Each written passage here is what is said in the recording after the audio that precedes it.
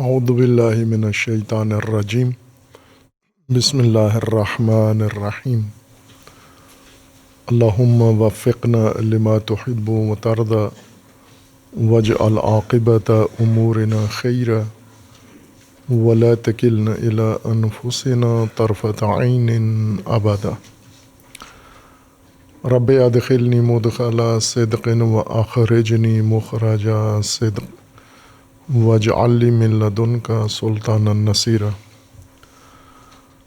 وصیت نامہ امیر المومنین علیہ الصلاۃ والسلام بنام امام حسن مجتبیٰ علیہ الصلاۃ والسلام۔ امیر المومنین علیہ الصلاۃ والسلام اس وصیت نامے کے اثناء میں فرماتے ہیں: اے بنیہ انی لما رأیتنی قد بلغت سنا ورأیتنی ازداد وہنا بادرت بوصیتی الیک واوردت خصالا منہا قبل ان یعجل بی اجلی دون ان افضی الیک بما فی نفسی وَأَنْ أَنْقُصَ فِي رَأْيِي كَمَا نَقَصْتُ فِي جِسْمِي أَوْ يَسْبِقَنِي إِلَيْكَ بَعْضُ غَلَبَاتِ الْهَوَى وَفِتَنِ الدُّنْيَا فَتَكُونَ كَالصَّعْبِ النَّفُورِ وَإِنَّمَا قَلْبُ الْحَدَثِ كَالْأَرْضِ الْخَالِيَةِ مَا أُلْقِيَ فِيهَا مِنْ شَيْءٍ قَبِلَتْهُ فبادرتك بالأدب قبل أن يقسو قلبك ويشتغل لبك لتستقبل بجد رأيك من الأمر ما قد كفاك أهل التجارب بغيته وتجربته فتكون قد كفيت مؤونة الطلب وعوفيت من علاج التجربة فآتاك من ذلك ما قد كنا نأتيه واستبان لك ما ربما أظلم علينا منه۔ اس وصیت نامہ کے پیراگراف میں امیر المومنین علیہ الصلاۃ والسلام امام حسن مجتبیٰ علیہ الصلاۃ والسلام کو وصیت فرماتے ہیں: اے بنیہ، اے میرے پیارے بیٹے، انی لما رأیتنی قد بلغت سنا ورأیتنی ازداد وہنا۔ وصیت نامہ کی تحریر کے اسباب ذکر فرماتے ہیں کہ میں نے کیوں سب کچھ چھوڑ چھاڑ کے آپ کو وصیت کرنے کا اہتمام کیوں کیا ہے۔ اس کی ایک وجہ یہ ہے کہ میں نے اپنے آپ کو دیکھا کہ میں سن رسیدہ ہو گیا ہوں، میری عمر زیادہ ہو گئی ہے، اور دوسرا میں نے اپنے آپ کو دیکھا ہے ورأیتنی ازداد وہنا، اور میں نے اپنے اوپر کمزوری اور ضعف جسمانی طور پر طاری ہوتے دیکھا ہے کہ میرا جسم پہلے کی طرح توانا اب نہیں، بلکہ بڑھاپے کی وجہ سے دن بدن کمزور ہوتا جا رہا ہے۔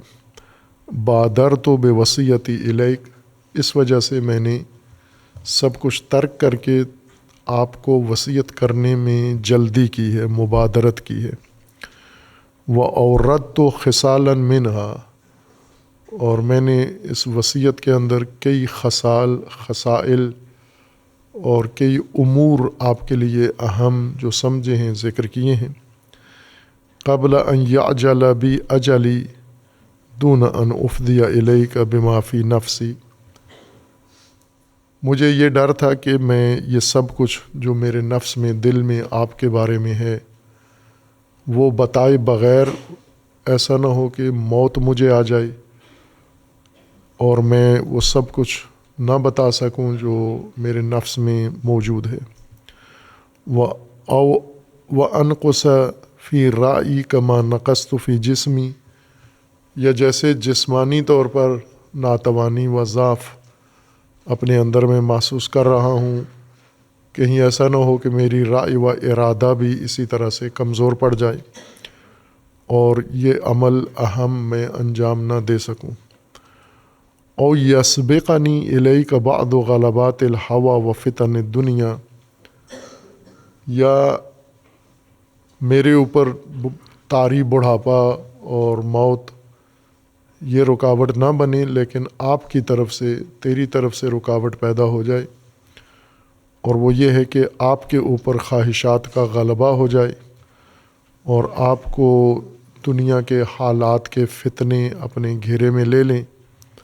فتکون کالصعب النفور، اور آپ اس شتر کی طرح، اس اونٹ کی طرح ہو جائیں جو سرے سے کوئی حکم قبول نہیں کرتا، کوئی اشارہ نہیں مانتا اور کسی کام کے لیے اس کے اندر آمادگی نہیں ہے، ایک سرکش اونٹ کی طرح نہ ہو جائیں آپ۔ وَإِنَّمَا قَلْبُ الْحَدَثِ كَالْأَرْضِ الْخَالِيَةِ مَا أُلْقِيَ فِيهَا مِنْ شَيْءٍ قَبِلَتْهُ، جوان کا دل، نوخیز جوان کا دل خالی زمین کی مانند ہوتا ہے، اس کے اندر جو بھی بڑھ کے بیج ڈال دے وہ اسے قبول کر لیتا ہے۔ فَبَادَرْتُكَ بِالْأَدَبِ قَبْلَ أَنْ يَقْسُوَ قَلْبُكَ وَيَشْتَغِلَ لُبُّكَ، اس لیے میں نے فوراً سب کچھ مصروفیات ترک کر کے، سارے اہم امور کو چھوڑ کر آپ کی طرف وصیت کرنے میں مبادرت کی ہے، جلدی کی ہے کہ آپ کو تادیب کروں، ادب سکھاؤں زندگی کا، اس سے پہلے کہ آپ کا دل سخت ہو جائے اور آپ کا ذہن مشغول ہو جائے۔ لِتَسْتَقْبِلَ بِجِدِّ رَأْيِكَ مِنَ الْأَمْرِ مَا قَدْ كَفَاكَ أَهْلُ التَّجَارِبِ بُغْيَتَهُ وَتَجْرِبَتَهُ، تاکہ آپ سنجیدگی کے ساتھ، اپنے ارادے کے ساتھ وہ چیز حاصل کر لیں یعنی وہ تجربات اور ان تجربات کا نچوڑ حاصل کر لیں جس کی طلب سے اہل تجربہ نے اور تجربہ کار لوگوں نے زندگی گزار کے آپ کو بے نیاز کر دیا ہے۔ فَتَكُونَ قَدْ كُفِيتَ مَعُونَةَ الطَّلَب، اور آپ کو نئے سرے سے ان حقائق کی دریافت کے لیے نیا تجربہ اور اس کی زحمت نہ اٹھانی پڑے۔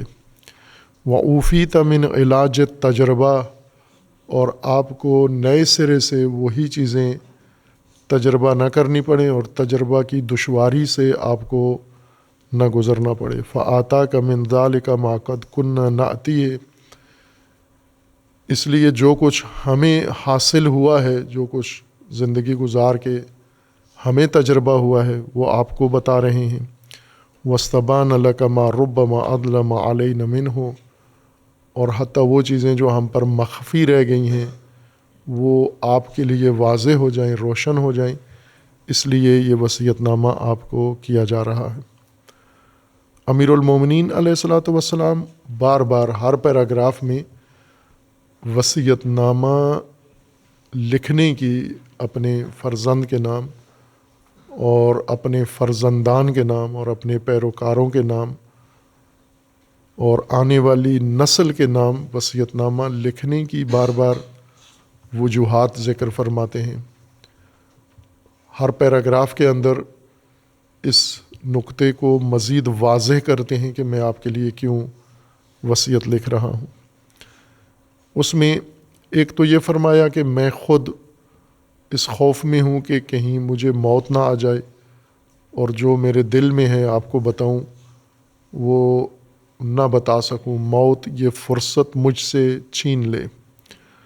دوسرا اپنے متعلق فرمایا ہے کہ میں احساس کر رہا ہوں کہ بڑھاپے کی عمر میں داخل ہو گیا ہوں اور جسمانی طور پر ضعف طاری ہو رہا ہے تدریجاً، اور خوف یہ ہے کہ یہ جسمانی کمزوری کہیں رائے اور ارادہ میں بھی نہ سرایت کر جائے اور میں ارادہ اور رائے بھی کمزور نہ پڑ جائے، یا پھر آپ پر ایسے حالات طاری ہو جائیں کہ میں تو وصیت نامہ لکھ دوں لیکن آپ وصیت سننے کی عمر اور حالت سے نکل چکے ہوں، آپ کے اندر وصیت پذیری کی صلاحیت ختم ہو چکی ہو یا حالت آپ کے اندر ختم ہو جائے.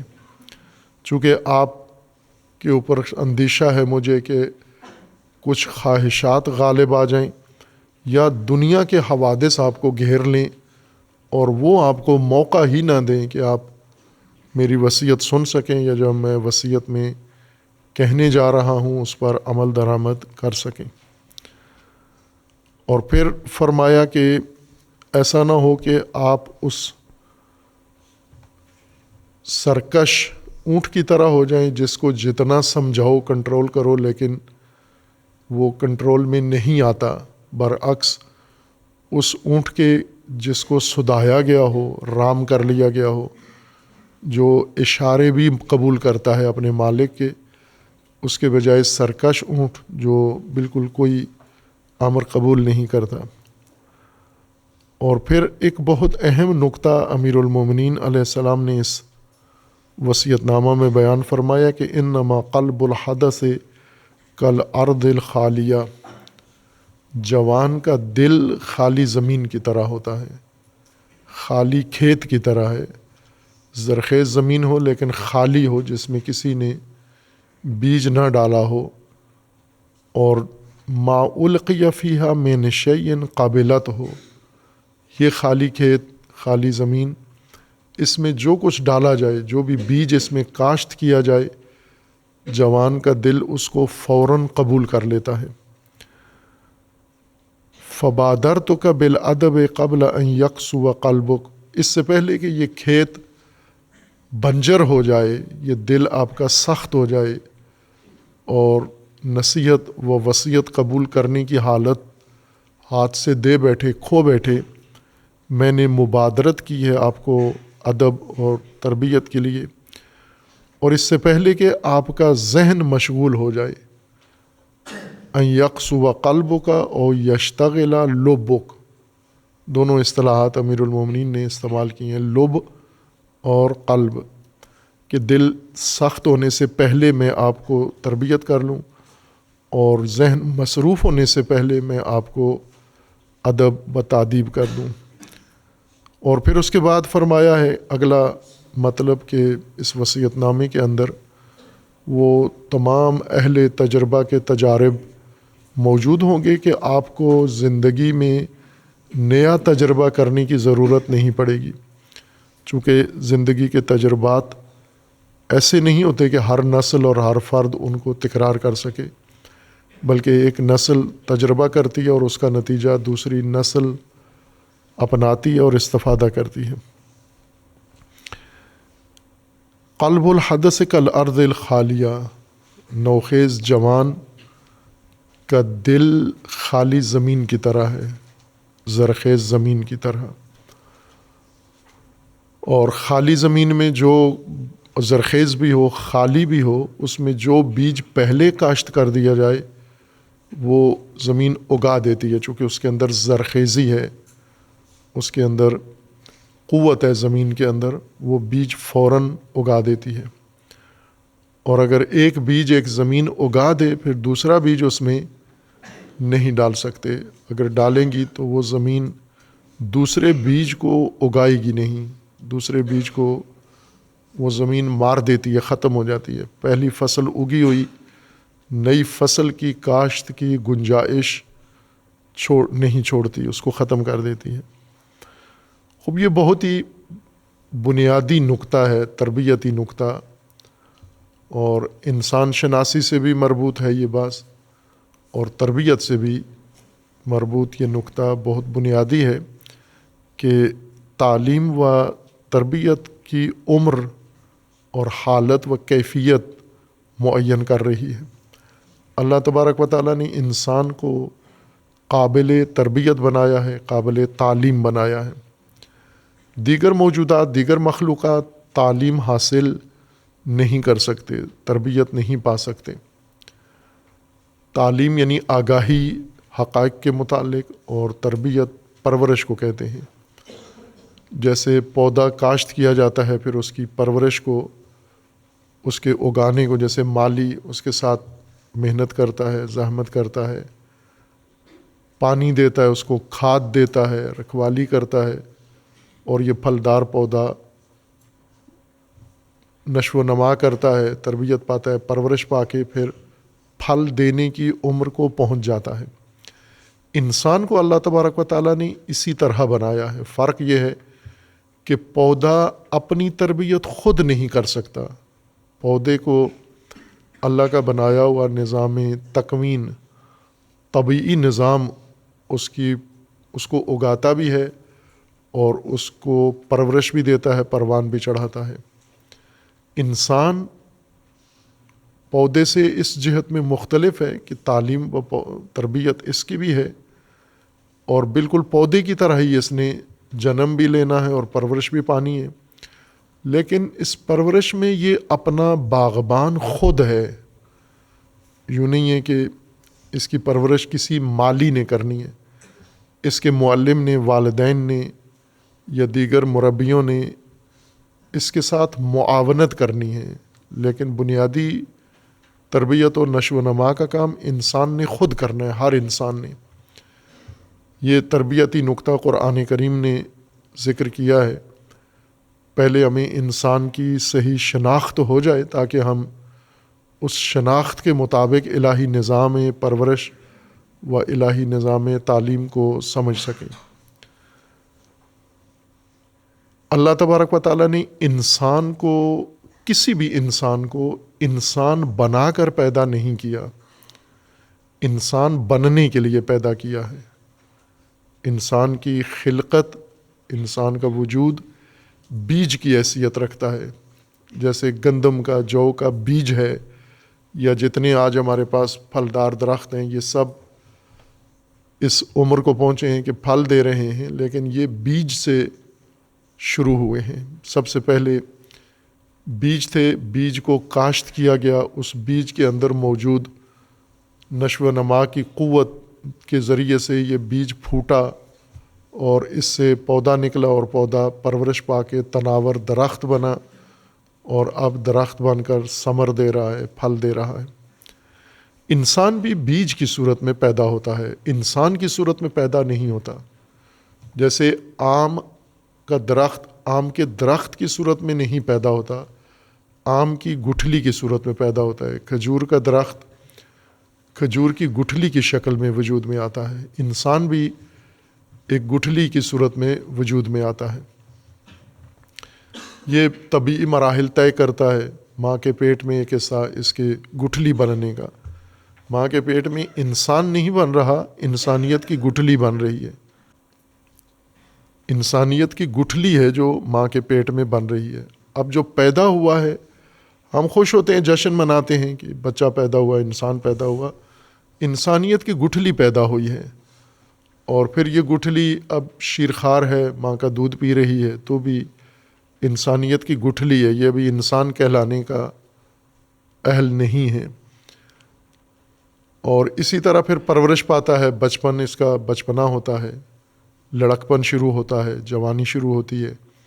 یہ گٹھلی ہی ہے، یہ گٹھلی ممکن ہے 60 سال 70 سال تک گٹھلی ہی موٹی ہوتی رہے، اس میں پودا انسانیت کا، حقیقت انسانیت نمودار نہ ہو، ظاہر نہ ہو۔ ضروری نہیں کہ جو انسان ماں کے پیٹ سے پیدا ہوتا ہے، عمر بڑھنے کے ساتھ ساتھ وہ انسان بھی بنتا رہتا ہے، نا، انسانیت ارادی کام ہے۔ گٹھلی البتہ طبعی طور پر دودھ پی کے، کھانا کھا کے، غذائیں کھا کے اور چر چوک کے گٹھلی بنتی رہتی ہے، موٹی ہوتی رہتی ہے۔ اس میں انسانیت اگانا یہ انسان کے اپنے اختیار میں دے دیا گیا ہے۔ اسی لیے اس انسان کی گٹھلی کے اندر انسانیت پیدا کرنے کے لیے دین آیا ہے، معلمین آئے ہیں، انبیاء آئے ہیں، ائمہ مقرر ہوئے ہیں۔ یہ باغبان ہیں انسانیت کے، انسانی گٹھلیوں کو انسان بنانے کے۔ انسانی گٹھلیاں طبیعت کے تحت بنتی ہیں، نیچر کے تحت بنتی ہیں، لیکن ان گٹھلیوں میں انسانیت یہ تربیت و تعلیم کے ذریعے سے ہوتی ہے۔ اس لیے اللہ تبارک و تعالیٰ نے انبیاء کی بعثت کا مقصد یہی ذکر کیا ہے کہ یتلو علیہم آیات و یزکیہم وَيُعَلِّمُهُمُ الْكِتَابَ وَالْحِکْمَہ، یہ معلم کا کام ہے اس گٹھلی کو تلاوت آیات کے ذریعے، تعلیم کتاب و حکمت کے ذریعے اور تزکیہ و تربیت کے ذریعے اس کے اندر انسانیت پیدا کرے، لیکن ایک معاون کی صورت میں، چونکہ یہ عمل کسی دوسرے کی گٹھلی کو انسان بنانا یہ اس کا اپنا فعل ہوگا۔ انبیاء و ائمہ و معلمین انسان کو مدد فراہم کریں گے، ایک باغبان کے طور پر، جیسے پودا ہے تو اس کو مالی مدد فراہم کرتا ہے پرورش کے لیے، نشو و نما کے لیے۔ انسان با اختیار ہے، با ارادہ ہے، ارادہ و اختیار اسی لیے دیا گیا ہے کہ اپنی تربیت، تعلیم اور پرورش کا جو مواد اللہ نے اس کو فراہم کیا ہے اسے ارادے و اختیار سے حاصل کرے، دریافت کرے اور پھر اس کے مطابق اپنی پرورش کرے۔ لیکن اب ہر نسل انسانی بحران کا شکار ہے، بنیادی بحران کا۔ اصل بحران، جیسا بزرگان دین نے اور بزرگان علم نے اس بحران کی نشاندہی کی ہے کہ انسان کو اصل بحران، بنیادی بحران جو درپیش ہے، جس میں انسان مبتلا ہے، وہ انسانیت کا بحران ہے۔ باقی بحران اس کا نتیجہ ہیں، اس کے لوازمات ہیں، اس کے آثار میں سے ہیں باقی بحران۔ اصل بنیادی بحران انسانیت کا ہے، انسان انسانیت کے بحران میں مبتلا ہے۔ قرآن کریم نے انسان کو اس بحران میں مبتلا ہونے سے روکنے کے لیے اہتمام کیا ہے۔ اللہ تبارک و تعالیٰ نے قرآن کے نزول کا مقصد ہی یہی ہے کہ انسان انسانیت کے بحران میں مبتلا نہ ہو اور انسان سازی، انسان پروری اور انسان شناسی کا بحران انسان کو دامنگیر نہ ہو۔ لیکن اس کے باوجود ہو گیا ہے۔ اب انسانی بحران ان لوگوں کے لیے شاید فرض ہو سکتا ہو، جچتا ہو، جن کے پاس امیر المومنین علیہ السلام جیسی ہستی نہیں ہے، انسان شناس، انسان ساز، انسان پرور۔ اگر ایسا معلم جو انسانیت کے اعلیٰ ترین درجہ پر فائز ہے اور ہر وہ وصف اپنے اندر بے درجہ کمال رکھتا ہے جو اللہ نے انسان کے لیے مقرر کیا ہے، وہ اس چیز سے متصف ہے، اب وہ میدان میں آئے ہیں انسان بنانے کے لیے، اپنی اولاد کو اس درجے تک پہنچانے کے لیے، اپنے پیروکاروں کو اور اپنے مادی و معنوی فرزندان کو انسانیت تک پہنچانے کے لیے آئے ہیں۔ خوب یہ اصل بنیاد ہے، تربیتی بنیاد ہے کہ انسان بننے کے لیے پیدا ہوا ہے۔ اگر انسان نہیں بن پایا اور باقی سب کچھ بن جائے، جیسا کہ بن سکتا ہے، چونکہ انسان میں ایک توانائی یہ ہے کہ انسان کے علاوہ بھی یہ بہت کچھ بن سکتا ہے، شیطان بن سکتا ہے، درندہ بن سکتا ہے، وحشی بن سکتا ہے، اور ہر مسخ شدہ چیز بن سکتا ہے۔ جیسے قرآن کریم نے ذکر کیا ہے، ایسے انسان ہیں جو بندر بنے ہیں، گدھے بنے ہیں، کتے بنے ہیں، سگ بنے، یہ قرآنی الفاظ ہیں، جانور بنے ہیں، مویشی بنے ہیں، اور اللہ تبارک و تعالیٰ نے ان کو حکم دیا کونو قردۃ خاسئین، پست اور گھٹیا بندر بن جاؤ تم، یا ہم کل انعام، یہ مویشی ہیں، یا مثلہ کا مثل الکلب، یہ ہے دکھنے میں انسان ہے لیکن شخصیت کے لحاظ سے یہ کتا ہے، اس کی مثال کتے کی مثال ہے۔ یہ ان تحمل علیہ یلہث او تترکہ یلہث، اس کو چھیڑو تو بھی یہ بھونکے گا، اس کو نہ چھیڑو تو بھی یہ بھونکے گا، چونکہ شخصیتی لحاظ سے مکمل طور پہ یہ سگ بن چکا ہے۔ یہ انسان کے اندر گنجائش ہے، یعنی اگر اللہ نے انسانیت کا بیج بنایا ہے، باقی بیجوں میں اور اس بیج میں یہ فرق ہے۔ مثلا کھجور کی گٹھلی آم نہیں بن سکتی، آم کی گٹھلی کھجور کا درخت نہیں بن سکتی، گندم کا دانہ جو کا پودا نہیں بن سکتا، جو کا پودا گندم کا دانہ نہیں بن سکتا۔ جیسے ملا رومی نے فرمایا ہے کہ ہیچ دیدے ای قرئی اسب خردہد، ہیچ گندم کاشتی و جو بردہد، کبھی دیکھا ہے، سنا ہے کہ گندم کاشت کی اور جو اگایا ہو، یا جو کاشت کیا ہو اور گندم اگائی ہو؟ یہ بہت اہم ایک اکثیر نکتہ مولا رومی بیان فرما رہے ہیں کہ دیکھا ہے کبھی آپ نے گندم کاشت کر کے جو اگایا ہو، کسی نے جو کاشت کر کے گندم اگائی ہو؟ ہیچ دیدے ای آسبی کرے خردہد، گھوڑے سے کبھی گدھا پیدا ہوتے ہوئے دیکھا ہے، یا گدھے کو کبھی گھوڑا بنتے ہوئے آپ نے دیکھا ہے؟ تو یہ نہیں ہے۔ اللہ کا نظام اس طرح سے ہے کہ جو گٹھلی جس کے لیے بنائی ہے اس سے وہی بنے گا۔ جو کی گٹھلی سے جو، گندم کی گٹھلی سے گندم، اور گھوڑے کی گٹھلی سے گھوڑا، اور گدے کی گٹھلی سے گدھا پیدا ہوگا۔ یہ قانون ہے اللہ تبارک و تعالیٰ کا، سوائے انسان کے۔ انسان کی گٹھلی انسانیت کے لیے بنائی گئی ہے، لیکن اختیاری ہے، اس لیے یہ گٹھلی کسی اور روپ میں بدل سکتی ہے، کوئی اور روپ دھار سکتی ہے۔ جیسا اس کو مواد ملے اس انسانی گٹھلی کو، تو یہ جانور بھی بن سکتا ہے، اور برا جانور بھی بن سکتا ہے، یہ شیطان بھی بن سکتا ہے، یہ درندہ اور وحشی بھی بن سکتا ہے، جیسے ابھی ہیں۔ مثلاً آپ دیکھیں انسانی شکلوں میں نیتن یاہو ہے، انسانی شکلوں میں مودی ہے، انسانی شکلوں میں ٹرمپ ہے، بظاہر انسان لگتے ہیں، لیکن دور کا ان کا انسانیت سے کوئی تعلق نہیں ہے، وحشی ہیں، درندے ہیں، خونخوار ہیں۔ انسانی گٹھلی تھی ان کی جب پیدا ہوئے، لیکن جو پودا اگا وہ جانور اگا، اس کے اندر بنا جانور۔ ان کے والدین نے ان کی پرورش ایسے کی، اور ان کے ماحول نے ان کے اندر یہ جانور وحشی بنا دیا، اور خود انہوں نے اپنی شخصیت کی پرورش وحشی کے طور پر کی ہے۔ بس یہ ایک بہت بنیادی تربیتی نکتہ ہے جو ہر انسان کو سمجھنا چاہیے، خصوصاً امیر المومنین کے مکتب تربیت میں زیر تربیت افراد، ان کو امیر المومنین سے یہ بات مان لینی چاہیے، قبول کر لینی چاہیے کہ یہ بھی ایک دینی مذہبی طبقے کی نفسیاتی الجھن ہے کہ عقیدت رکھتے ہیں لیکن تربیت قبول نہیں کرتے، فرمان قبول نہیں کرتے۔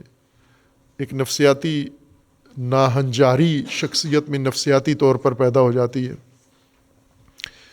جس طرح شخصیت کے اندر بہت ساری الجھنیں پیدا ہو جاتی ہیں، جن کو نفسیات کی زبان میں سینڈروم کہتے ہیں۔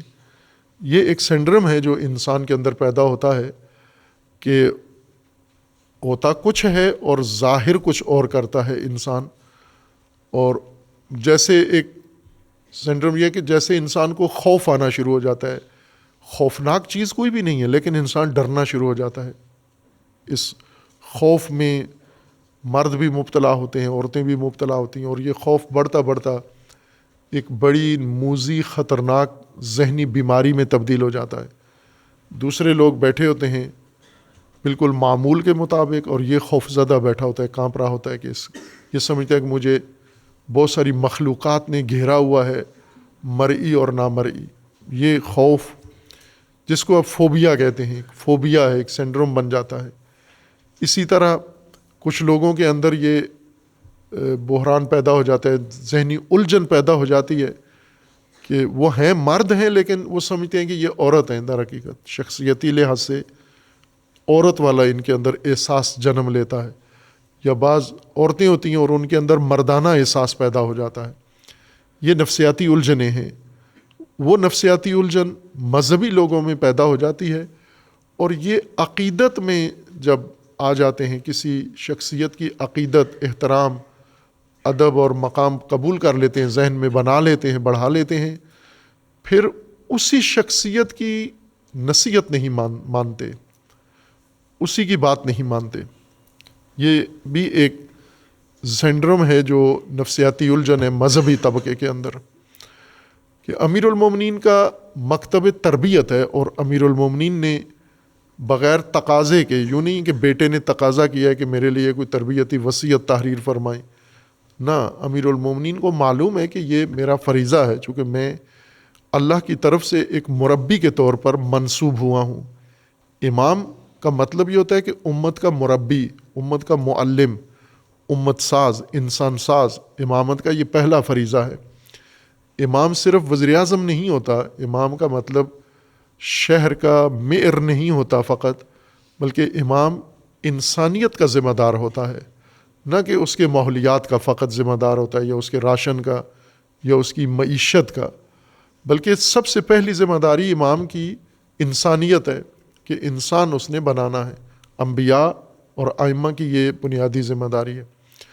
اس انسانی عہدے کے مطابق، انسان سازی اور مربی انسانیت کے عہدے کے مطابق امیر المومنین نے ایک تربیتی نظام پورا، مکتب پورا وصیت کی صورت میں ذکر کیا۔ اب وصیت سے یوں نہیں کہ اس کی مکتبی حیثیت ختم ہو جاتی ہے۔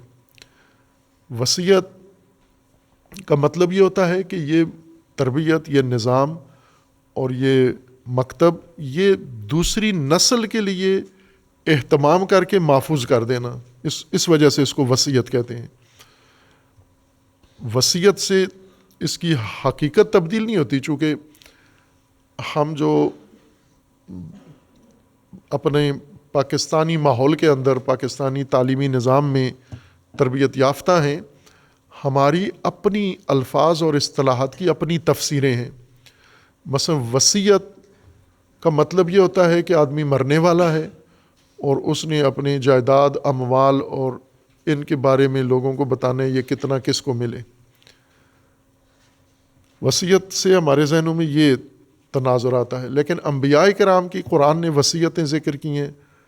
قرآن کا فرمانا ہے کہ یہ جو دین اللہ نے نازل کیا ہے، یہ وصاکم بہی، اس کے اوپر وصیت کی ہے آپ کے آبا نے، ابراہیم نے، یعقوب نے اپنی اولاد کو یہ وصیت کی ہے کہ لا تموتن الا وانتم مسلمون، جب مرو تو مسلم مرو۔ یہ وصیت کا مطلب ایک تلقین نہیں ہے، وصیت کا مطلب ایک نسل کی طرف سے دوسری نسل کے لیے وہ تمام اہم امور، فیصلے اور تعلیمات محفوظ کرنا اور ان کے ذہن نشین کرنا اور انہیں پابند کرنا اس کا کہ وہ اس کے اوپر عمل درآمد کریں گے۔ اس وجہ سے اس کو وصیت کہا گیا ہے۔ در حقیقت ایک تربیتی پورا منشور ہے، دستور ہے۔ امیر المومنین علیہ السلام نے انسان کو طرز زندگی بنا کے دیا ہے، یعنی زندگی کا نقشہ ہے، پورا مکمل نقشہ کہ آپ نے کس طرح سے اپنا انسانیت کا سفر طے کرنا ہے۔ اب بیچ میں جیسے قرآن کا فرمانا ہے کہ انسانیت کا بحران جس نسل کو درپیش ہو جائے تو پہلا اثر اس بحران کا یہ ہوتا ہے کہ یہ انسانی نسل اپنے آپ کو بھول جاتی ہے، خود فراموش ہو جاتی ہے۔ یہ اس بحران کی پہلی علامت ہے کہ یہ اپنے آپ کو بھول جاتے ہیں، نسیان خودی کا شکار ہو جاتے ہیں۔ یہی وہ حقیقت ہے جو علامہ اقبال نے قرآن سے سمجھی اور پھر اس بحران کو حل کرنے کے لیے اپنا نظریہ خودی اور فلسفہ خودی تبیین کیا، بیان کیا۔ جیسے اقبالیات کے ماہرین نے کسی اور طرف اس کا رخ پھیر دیا۔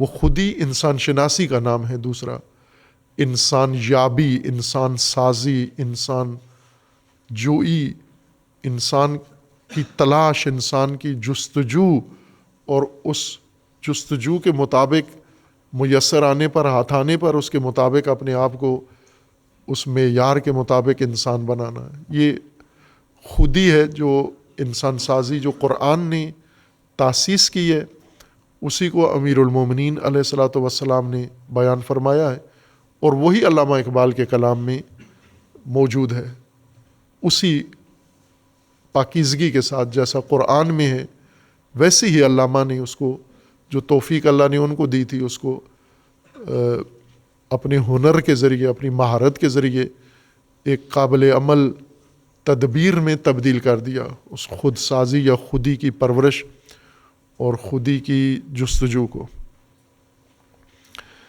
اس میں امیر المومنین علیہ الصلاۃ والسلام اب متوجہ فرما رہے ہیں کہ انما قلب الحدث کالارض الخالیہ،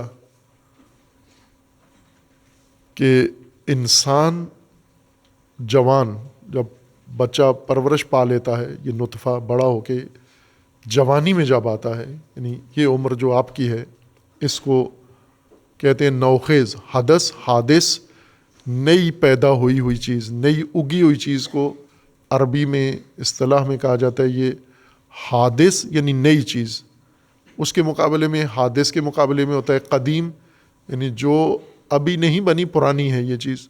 حادث و قدیم، حدیث نئی بات کو کہتے ہیں، پرانی باتیں سنانا حدیث نہیں ہوتا۔ حدیث ہمیشہ نئی بات، خبر ہمیشہ وہ بات جس کا ہمیں علم نہیں ہے۔ اگر ہمیں علم ہے اور کوئی وہی بات ہمیں بتاتا ہے تو یہ خبر نہیں ہے، یہ ویسے چسکا ہے یہ۔ اور اگر کوئی پرانی بات ہمیں بتاتا ہے تو وہ حدیث نہیں ہے، حدیث نئی بات کو کہتے ہیں۔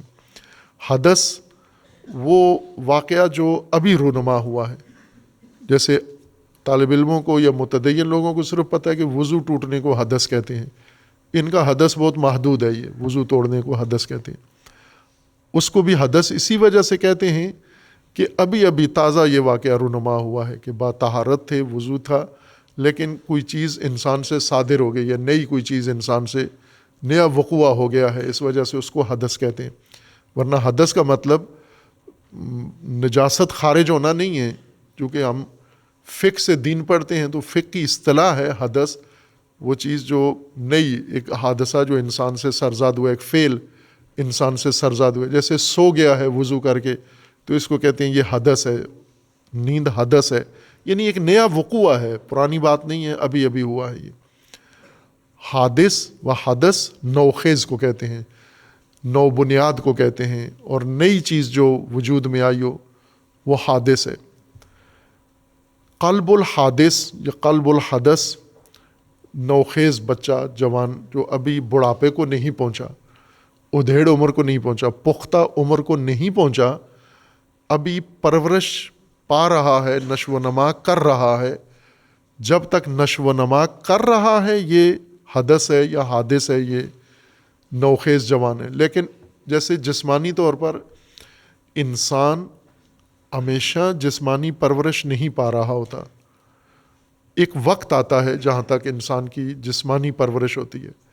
جیسے ابھی طب نے، سائنس نے بھی یہ دریافت کر لیا ہے کہ 18 سال تک انسان کی جسمانی نشو و نما ہوتی ہے، یعنی قد بڑھنا ہے تو 18 سال تک بڑھے گا، 18 سال کے بعد ہڈیوں میں رشد نہیں آتی، جسم میں رشد نہیں آتی، جو نشو و نما ہونی ہے، نمو ہونی ہے، وہ اتنی سالوں میں ہی ہو جاتی ہے۔ اس کے بعد انسان موٹا ہو سکتا ہے لیکن نشو و نما نہیں ہوتی۔ موٹاپے کو نشو و نما نہیں کہتے، یعنی اب جسمانی مزید اضافہ نہیں ہونا انسان کے اندر کسی چیز کا بھی، جو بن گیا ہے بن گیا ہے، اب اس کو محفوظ رکھنا ہے، اس کو سالم رکھنا ہے۔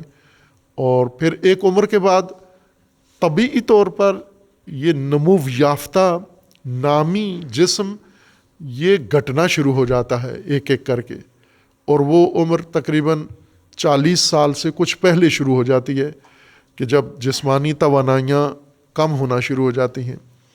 اس کو نمو کے مقابلے میں اس کو اصطلاح میں کہتے ہیں ذبول۔ یہ ذبول ہے، یعنی گراوٹ ہے، کمی ہے اور ضعف ہے انسان کے اوپر۔ 40 سال کی عمر سے یا 40 سے کچھ پہلے ہی ضعف انسان پر طاری ہو جاتا ہے۔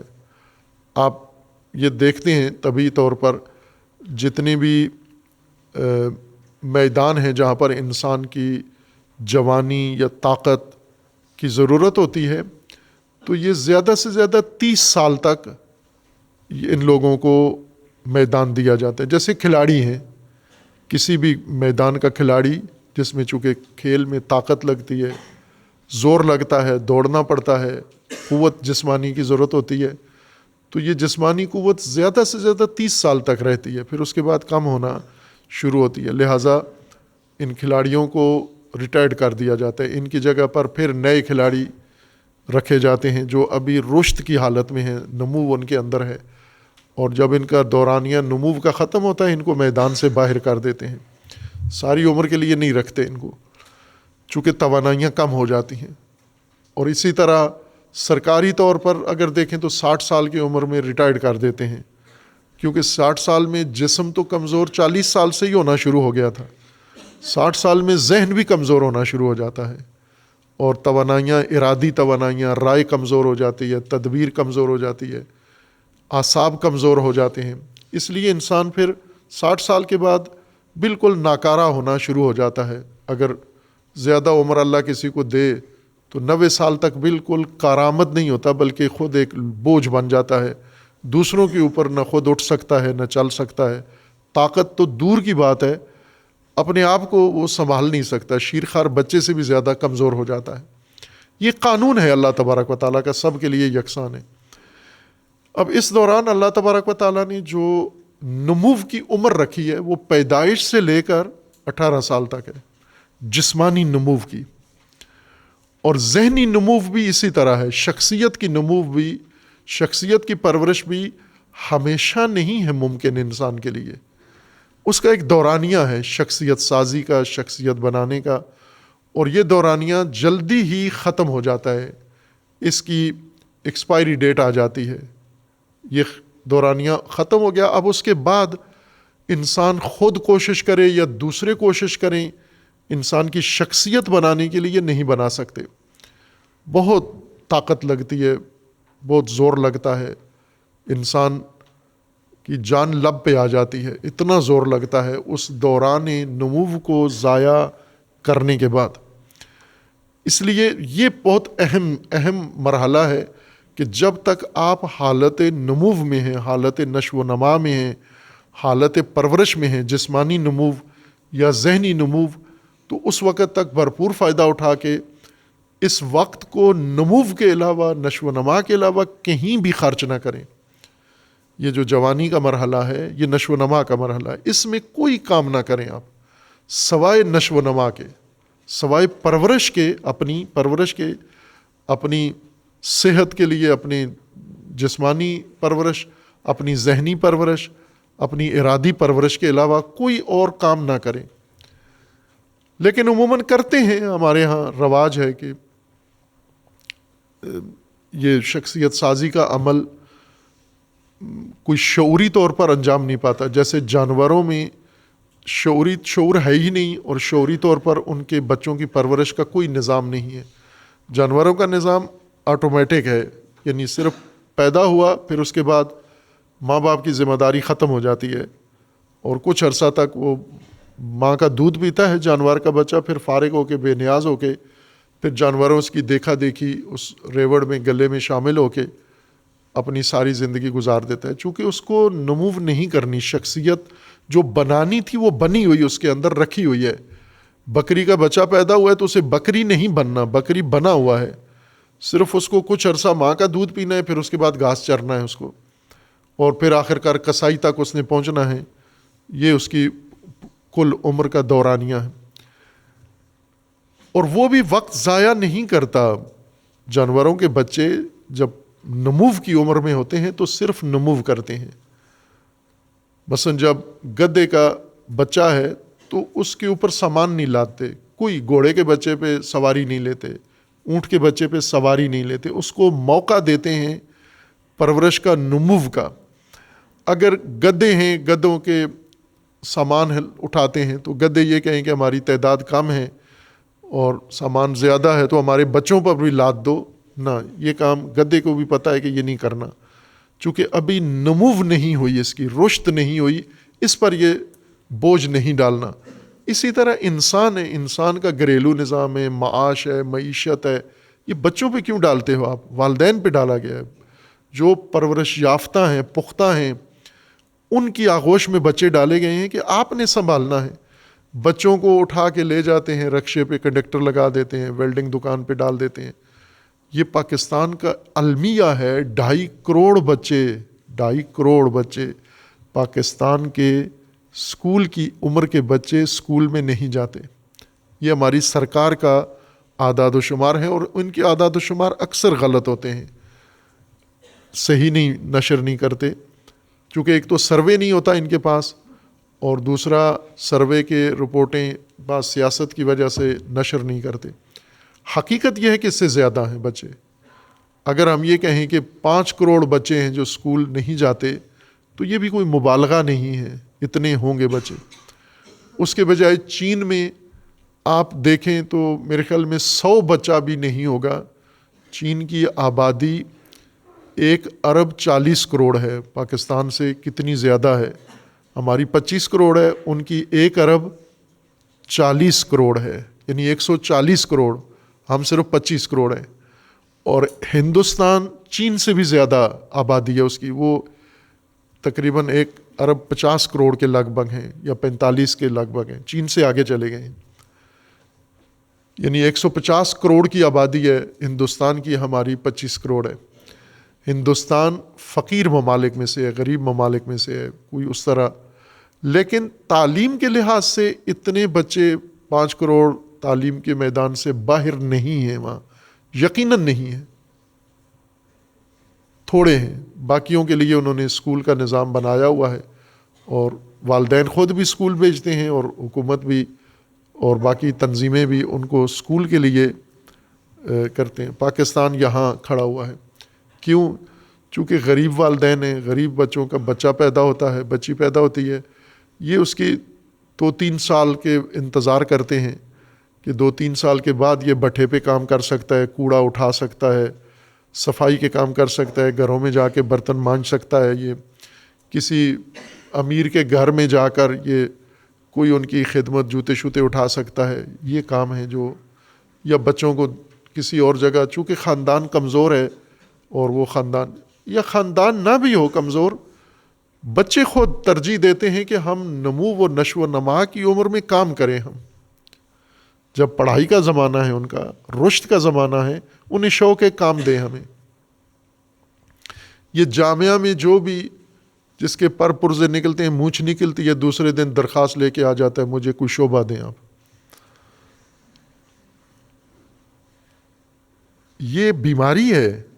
نمو کی عمر، نشو و نما کی عمر، حدث جس کو امیر المومنین کہہ رہے ہیں، قلب الحدث، نوخیز جوان، یہ کس کے لیے ہے؟ یہ کاشتکاری کے لیے ہے، یہ کام کے لیے نہیں ہے. اس پہ بوجھ نہیں ڈالنا، اس کو دبانا نہیں ہے بوجھ کے نیچے، اس کو اگانا ہے، اس کو اٹھانا ہے، اس کی شخصیت بنانی ہے، اس کو بھرپور انسان بنانا ہے. نہ کہ اس کو مہارتیں سکھائیں. ابھی ہماری حکومت کا بھی رجحان یہ ہو گیا کہ چھوٹے چھوٹے بچوں کو مہارتیں سکھائیں. مہارتیں یعنی ان کو پلمبر بنائیں، ان کو کوک بنائیں، ان کو فلاں بنائیں، تاکہ یہ چھوٹی عمر میں کام شروع کر دیں، خاندان کا سہارا بنے. ظلم ہے یہ اور حماقت ہے یہ. جب تک انسان نشو و نما کی عمر میں ہے، صرف نشو و نما اس کو موقع دے کرے. جب نشو و نما ہو جائے گی، پھر یہ بوجھ اٹھانے کے قابل بن جاتا ہے. اس وقت اس کو میدان دیں، عمل کا میدان، ذمہ داری کا میدان، فرائض کا میدان دیں. یہ نوخیزی نشو و نما کے لیے، نمو کے لیے ہے. اب یہ نمو چونکہ اسکول بن چکے ہیں، نظام بن چکا ہے، تو ہم اس نظام کے اندر آ کے مدرسوں میں، کالجوں میں، یونیورسٹیوں میں یہ عمل انجام دیتے ہیں. لیکن امیر المومنین کے مکتب میں اس کے لیے ضروری نہیں کہ آپ مدرسے میں بیٹھے ہوں، آپ اسکول میں بیٹھے ہوں. آپ اگر گھر میں بھی ہیں، جہاں بھی ہیں، آپ یہ سفر نمو کا آپ جاری رکھ سکتے ہیں. اہل البیت علیہ السلام کی اولاد اور صحابہ کی اولاد بھی، کوئی مدرسہ نہیں تھا. یہ مدرسے بعد میں، یہ 3-4 صدی ہجری میں جا کے مدرسے بننا شروع ہوئے. پہلے کوئی نظام مدرسے میں نہیں تھا. البتہ مسجد تھی، پرورش کا نظام عمومی تھا، اور مسجد تھی، اور اس مسجد کے ذریعے نسل کی تربیت، مسلمان کی تربیت، انسان کی تربیت، ہر مربی اور ہر زیر تربیت وہ مسجد کے نظام کے ذریعے پرورش پا رہا تھا. اور اس میں کوئی داخلے نہیں تھے، اس میں کوئی اخراج نہیں تھا، اس میں سندیں نہیں تھیں، اس میں ڈگریاں نہیں تھیں، اس میں فارغ التحصیل ہو کے جاب نہیں کرنی تھی. ہر آدمی خود متوجہ تھا کہ مجھے پرورش پانی ہے، مجھے نمو کرنی ہے. میں نے نہیں کی، نمو نہیں کر سکا. ابھی کچھ ایسے مومنین ہیں جو جامعہ کے ساتھ وابستہ ہیں، عرصے سے، جامعہ بننے سے بھی پہلے سے ان کا تعلق ہے. مثلا بعض ایسے ہیں 30-40 سال سے مومنین ہمارے ساتھ متعلق ہیں، وابستہ ہیں. اور روزانہ جب بھی ملتے ہیں تو یہی ادعا کرتے ہیں کہ ہم جب آپ کے پاس آنا تھا تو ہم نہیں آئے، جب ہم آئے تو نمو کی عمر گزار کے آئے، نشو و نما کی عمر گزار کے آئے. پھر اور اس کے باوجود بھی ہمیں سب کچھ سمجھ آیا لیکن وہ بن نہیں سکے، وہ جو بننا تھا وہ نہیں بن سکے۔ یہ احساس ان کے اندر موجود ہے کہ جس عمر میں آنا تھا ہمیں اس مکتب کے اندر، جس وقت ہم بن سکتے تھے، نہیں بن سکے ہم۔ یہ تعصف ہمیشہ ان کے زبان پر رہتا ہے، اس کا اظہار کرتے ہیں، برملا اظہار کرتے ہیں، چھپاتے نہیں ہیں کہ ہم نے وقت ضائع کیا اور نہیں کر سکے، ہم پچھتاتے ہیں شدید۔ جو ابھی جوانی میں ہیں، جن کے نشو و نما کی عمر ہے، وہ ایسا نہ کریں اپنے ساتھ کہ نشو و نما کی عمر لہو و لعب میں گزار دیں، کھیل کود میں گزار دیں، اور پھر جب نشو و نما کی عمر گزر جائے اس وقت احساس جاگ جائے گا کہ اب کچھ بننا چاہیے، اس وقت اب نہیں بن سکتے، وقت گزر گیا ہے۔ انسان اللہ نے بنایا ہے، ایک نقشے کے مطابق بنایا ہے، ایک ڈیزائن کے مطابق بنایا ہے۔ انسان جب پرورش پاتا ہے، جو اللہ نے گٹھلی بنائی ہے، اس کے اندر گنجائش ہے، چونکہ انسان کے اختیار میں انسان کی پرورش دے دی گئی ہے۔ آپ نے اپنی پرورش خود کرنی ہے، اپنے آپ کو انسان خود بنانا ہے۔ یہ اصطلاحات پہلے انسان شناسی اور دوسرے ابواب میں بیان کی ہیں کہ ہر انسان کے لیے دو شعبے ہیں، ایک خلق اور ایک خلق۔ خلق اور خلق دونوں کا معنی ایک ہی ہے، مادہ ایک ہی ہے، خلق اور خلق۔ خلق بھی بنانے کو کہتے ہیں اور خلق بھی بنانے کو کہتے ہیں۔ خلق جسم بنانے کو کہتے ہیں، مواد، جسمانی مواد سے کوئی چیز بنانا، جیسے اینٹیں، سیمنٹ، سریا لے کر اس سے مکان بنانا، یہ خلق ہے یہ۔ اور جب گھر بنانا ہے، گھر بنایا ہے تو یہ خلق ہے، یہ تخلیق ہے۔ اور گھر کے اندر گھرانہ بنانا ہے، خاندان بنانا ہے، یہ خلق ہے، یہ وہ بھی بنانا ہے، لیکن وہ کسی اور چیز کی بناوٹ ہے، اور خلق کسی اور چیز کی بناوٹ ہے۔ انسان کا خلق اللہ نے کیا ہے، انسان کی تخلیق یہ اللہ کا کام ہے۔ انسان بنا ہے، اللہ نے نظام کے تحت بنایا ہے، نظام خلقت کے مطابق بنایا ہے۔ لیکن اللہ نے فقط خلقت کی ہے، یعنی گھر بنایا ہے، ڈھانچہ بنایا ہے، جسم بنایا ہے، اس کے اندر انسانیت نہیں بنائی، چونکہ انسانیت بنانا خلق ہے، جسم بنانا خلق ہے۔ اس جسم میں شخصیت اللہ نے نہیں بنائی، چونکہ اللہ نے انسان کو اختیار دے دیا ہے، آگاہی دے دی ہے، اس لیے دی ہے کہ اس خلق میں، اس گھر میں، اس ڈھانچے میں خلق و شخصیت تو نے خود بنانی ہے۔ خلق وہ اوصاف جو انسانیت، جن کا نام انسانیت ہے، وہ صفات، کمالات، فضائل، وہ سارے خلق ہیں۔ البتہ یہ کمالات خلق حسن جس کو کہتے ہیں، اخلاق حسنہ ہیں یہ۔ لیکن اگر ایک انسان اپنے اندر برے اوصاف پیدا کرتا ہے تو وہ بھی خلق ہی کہلاتا ہے، لیکن خلق سیئہ ہے یہ برا اخلاق، بری شخصیت ہے، برا انسان بنا ہے۔ یہ قانون ہے اللہ تبارک و تعالیٰ کا کہ ہم نے انسان کی گٹھلی پیدا کی ہے، اس گٹھلی کو نشو و نما کرنی ہے دونوں شعبوں میں۔ ایک نشو و نما اس کی جسمانی ہے جو خلقت کی تکمیل ہے، اور ایک نشو و نما اس کے اندر اس کی شخصیت کی پیدائش ہے۔ وہ کام اس نے خود کرنا ہے، اس کے لیے پوری رہنمائی، نقشہ، ڈھانچہ، مواد، نصاب، معلم، مربی اللہ تبارک و تعالیٰ نے بنا کے پیش کر دیے ہیں۔ اور انہی مربیوں میں سے سب سے اعلیٰ مربی امیر المومنین علیہ الصلاۃ والسلام ہیں، جو انسان ساز اور انسان پرور شخصیت ہیں۔ اور ابھی یہی بات بتا رہے ہیں کہ قلب الحدث کالارض الخالیہ، نوخیز جوان کا دل خالی زمین کی طرح ہے، خالی زمین کی طرح۔ جو عنوان امیر المومنین نے اس میں ذکر فرمایا ہے، قلب الحدث، یعنی نوخیز جوان، نو عمر جوان، اس کا دل خالی زمین کی طرح ہے، تو دل اور حدث دونوں مل کے ایک ترکیب ہے کہ نوجوان یا جوانی، نوخیز جوانی، اگر یہ حدث ختم ہو جائے، یعنی نوخیزی ختم ہو جائے، جوانی ختم ہو جائے، پختگی آ جائے، بڑھاپا آ جائے، یہ ارض خالیہ نہیں ہے، یہ پلاٹ بھر چکا ہے، اس میں فصل اگ آئی ہے، یہ ارض خالیہ نہیں ہے، یہ ارض مملوہ ہے، اس ارض کے اندر کاشت ہو چکی ہے۔ آپ دیکھیں پنجاب سندھ کی زرخیز زمینوں میں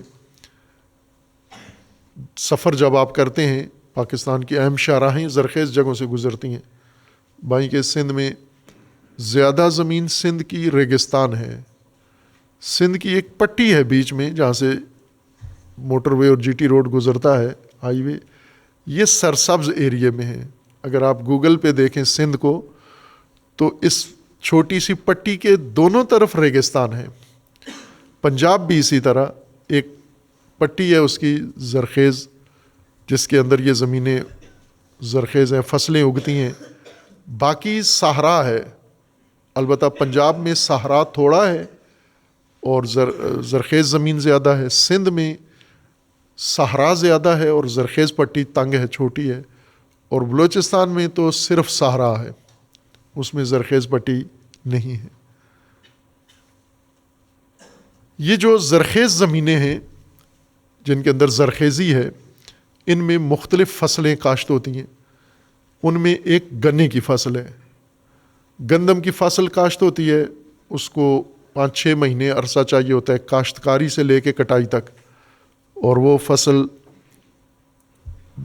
کاشت ہوتی ہے نومبر دسمبر میں، ظاہراً کاشتکاری ہوتی ہے، اور پھر اس کے بعد اپریل مئی میں کٹائی ہو جاتی ہے، خالی ہو جاتی ہے زمین دوبارہ، پھر اس کے بعد دوبارہ تیار کر کے اسے فصل ربی اور فصل خریف کے نام سے فصلیں دوبارہ چاول کاشت ہوتے ہیں، مختلف فصلیں کاشت ہوتی ہیں۔ کچھ زمیندار ان زرخیز زمینوں میں گنا کاشت کرتے ہیں، کماد، گنا کاشت کرتے ہیں۔ گنا جس سرزمین میں کاشت ہو جائے، ایک تو گنا ایک فصل کے لیے 6 مہینے میں تیار نہیں ہوتا، گنے کو تیار ہونے کے لیے زیادہ وقت چاہیے، محنت زیادہ چاہیے، اور گنے کی فصل چند سال تک رہتی ہے، اور جونے کے چند سال بعد خود ختم ہو جاتی ہے، یہ کبھی بھی ختم نہیں ہوتی، اس کو کاٹتے جو پھر اگتا جاتا ہے۔ آپ نے دیکھا ہوگا کہ گندم کے کاشت کے اندر سرسوں بھی لوگ کاشت کر لیتے ہیں، دیکھا ہوگا گزرتے ہوئے، نہیں دیکھا؟ بھالے، میں نے کراچی کے ایک جوان سے پنجاب کے ساتھ میرے ساتھ سفر کر رہا تھا، تو گندم کی فصل تھی اور پھول گندم کے خوبصورت منظر تھا، تو میں نے اس سے پوچھا یہ کیا ہے، یہ پیلے رنگ کے پھول کس چیز کے ہیں؟ تو اس نے بہت ہی جو جواب دیا، بہت وحشتناک جواب تھا وہ، کہ بے شک کراچی میں رہتے ہو لیکن اتنا سینس تو ہونا چاہیے کہ یہ کیا چیز ہے، یہ اگا ہوا کیا ہے۔ اس نے بہت خوفناک جواب دیا جو وہ نہیں بتاتا آپ۔ اور اگر یہ کراچی کے سارے جوان اس طرح سے ہیں کہ انہیں گندم کا پھول دیکھ کے پتہ ہی نہیں ہے یہ کس چیز کا پھول ہے، تو پھر تو واقعاً وحشت زدہ ہو جانا چاہیے سب کو۔ گنا تو پتہ ہے نا، گنے اور گندم میں تو فرق پتہ ہے آپ کو، الحمدللہ یہ پتہ ہے۔ گنا موٹا بانس کی طرح تنا بنتا ہے اور اس کو کاٹو پھر اگاتا ہے نیچے۔ 4-5 فصلیں تو عموماً زمیندار اس سے کاٹتے ہیں، پھر اس کے بعد گہرا ہل چلاتے ہیں اور نیچے جڑیں اس کی راسخ ہو جاتی ہیں، گہرا ہل چلا کے اس کو کئی دفعہ چلا کے پھر اس کی جڑ کاٹنی مارنی پڑتی ہے، پھر جا کے کسی دوسری فصل کے لیے تیار ہوتا ہے۔ اب یہ زرخیز زمین ہے لیکن اس کے اندر کاشت گنا ہو گیا ہے، اور گنا جب کاشت ہو جائے وہ کسی اور فصل کی کاشتکاری کا امکان ختم کر دیتا ہے، اس سرزمین پہ کچھ کاشت نہیں کر سکتے آپ۔ اور زرخیز زمین ہو، اس میں ایک پساؤ کا جڑی بوٹیاں اگاتی ہیں، جڑی بوٹیوں کے مختلف نام ہیں۔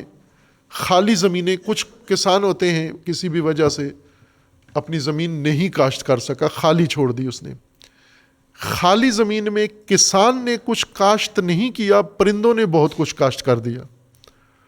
آپ دیکھتے ہیں خالی زمین میں، آپ کے جامعہ میں بھی یہاں جب برسات آتی ہے تو ہر چیز اگنا شروع ہو جاتی ہے۔ جیسے چمن میں ہم نے گھاس لگایا ہے لیکن بیچ میں سے بوٹیاں اگنا شروع ہو جاتی ہیں۔ یہ کون بوٹیوں کے بیج کون پھینکتا ہے یہاں پر؟ پرندے کھا کے آتے ہیں یہی چیزیں، ادھر ادھر سے پھر آ کے گزرتے ہیں یہاں سے، اور وہ فضلہ ان کا یہاں گرتا ہے، یا کھاد کی صورت میں یا کسی اور مٹی کی صورت میں، اور اس کے اندر موجود بیج یہاں اگاتا ہے۔ یہ خالی زمینیں خالی نہیں رہتی۔ کاشتکار زرخیز خالی زمینوں کو اگر کاشت نہ کریں وہ خالی نہیں رہتی، ان کے اندر کوئی دوسرا آ کے اپنی فصل کاشت کر جاتا ہے۔ جیسا پچھلے درس میں یہ عرض کیا تھا کہ کچھ لوگ پلاٹ ایسے ہیں جن کے اندر لوگ مکان بنا لیتے ہیں، اور کچھ ایسے ہیں جن کے پاس پیسے نہیں ہیں یا ضرورت نہیں ہے، پلاٹ لے کے رکھ لیتے ہیں، دائیں بائیں مکان بنے ہوئے ہیں، ان کا پلاٹ خالی ہے۔ اس پلاٹ میں کیا ہوتا ہے؟ وہاں کچرا، گندگی، پورے محلے کی گندگی اس کے اندر ہوتی ہے۔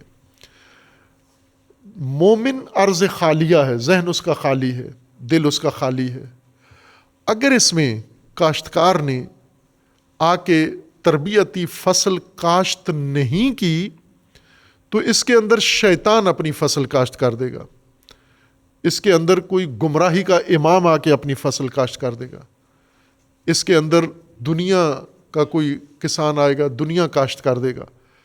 یہ خالی نہیں رہے گی۔ اگر کوئی کاشت نہ بھی کرے تو کچرا ضرور پھینک دیں گے اس میں، اور موجودہ انسانی نسل زیادہ خطرے میں ہے چونکہ ان کے خالی پلاٹ میں کاشتکاری کم ہوتی ہے، کچرا زیادہ ڈالا جاتا ہے۔ کچرا کہاں سے ڈالتے ہیں؟ موبائل سے، میڈیا سے۔ میڈیا کا دور ہے، ڈیجیٹل دور ہے، اور ساری دنیا کا کچرا اس کی مٹھی میں ہے۔ یہ موبائل ساری دنیا کے کچرے کا ٹوکرا ہے۔ یہ دنیا کا کوئی بھی فرد ہندوستان میں بیٹھا ہوا ہے، فاسد ترین انسان امریکہ میں بیٹھا ہوا ہے، افریقہ میں بیٹھا ہوا ہے، پاکستان میں، افغانستان میں، کوئی بھی اس کے ذہن میں فاسد خیال آیا ہے، اس نے اس کو فلما لیا ہے اور ٹک ٹاک پہ ڈال دیا ہے۔ اور مومن امیر المومنین کا پیروکار، اس کی جیب میں موبائل ہے، اینڈرائیڈ ہے، اور ٹک ٹاک اس کے موبائل میں ہے، اور یہ دن رات اس سے مستفید ہو رہا ہے۔ یعنی یہ کچرا کسی نے برما میں بنایا تھا اور ادھر پاکستان میں آ کر اس نے لاہور میں کسی جوان کے موبائل میں ڈال دیا۔ یہ خالی پلاٹ ہے، اگر کاشت نہ بھی کریں لوگ تو کچرا ضرور ڈال دیں گے۔ اب اگر شخصیتیں کچرے سے بھری ہوئی ہوں اور کاشتکاری ہر ایک نے کی ہوئی ہو، ہر ایک کے افکار، ہر ایک کی باتیں، اس کے لیے امیر المومنین اب کدھر اپنی فصل کہاں ڈالیں؟ امیر المومنین اپنا بیج کہاں ڈالیں؟ امیر المومنین کو خالی زمین چاہیے۔ جس میں گنا اگا ہوا ہے اس میں امیر المومنین کا بیج نہیں اگتا، مر جاتا ہے۔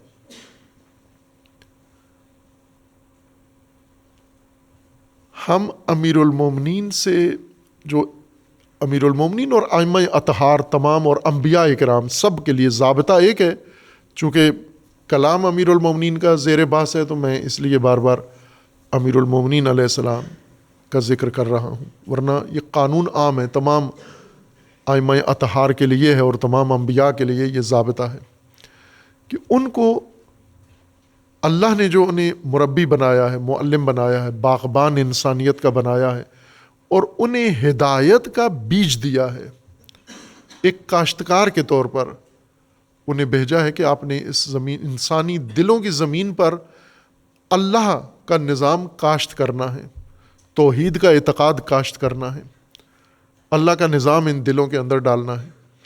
لیکن جب رسول اللہ صلی اللہ علیہ وآلہ وسلم یہ بیج لے کر آئے تو آگے زمین خالی نہیں تھی، زمین کچرے سے بھری ہوئی تھی، شرک، جاہلیت، فساد بھرا ہوا تھا، اور اتنا ایک کھوپڑی کے اندر فساد تھا جتنی کھوپڑی میں گنجائش بھی نہیں ہے، اتنا فساد ان کے اندر بھرا ہوا تھا۔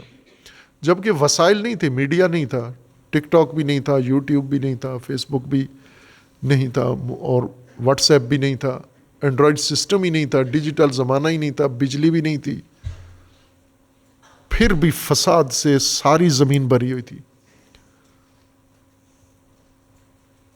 اب رسول اللہ نے کوشش کی اس میں انسانی بیج کاشت کرنے کی جو اللہ نے بھیجا تھا، اور جو ہی رسول اللہ ایک جملہ بیان کرتے ان کی طرف سے رد عمل آتا، عکس العمل آتا، شدید عکس العمل آتا، خوفناک عکس العمل رسول اللہ کے مقابلے میں ظاہر کرتے تھے۔ اتنا شدید عکس العمل ظاہر کیا کہ رسول اللہ کو ارض مکہ ترک کرنا پڑی، ہجرت کرنا پڑی، چھوڑنا پڑی۔ جس لوگوں کے لیے یہ تربیت کے لیے آئے تھے وہ کچرے سے بھرے ہوئے تھے، فصل شیطان نے کاشت کی ہوئی تھی، اگی ہوئی تھی بھرپور، اور اس میں گنجائش ہی نہیں تھی کہ کوئی بیج ڈالا جا سکے۔ اکا دکا افراد متاثر ہوئے، اور وہ بھی اگر آئے تو اس طرح سے نہیں کہ انہوں نے مکمل طور پر جو کچھ رسول اللہ دینا چاہتے تھے وہ سارا کچھ انہوں نے لے لیا۔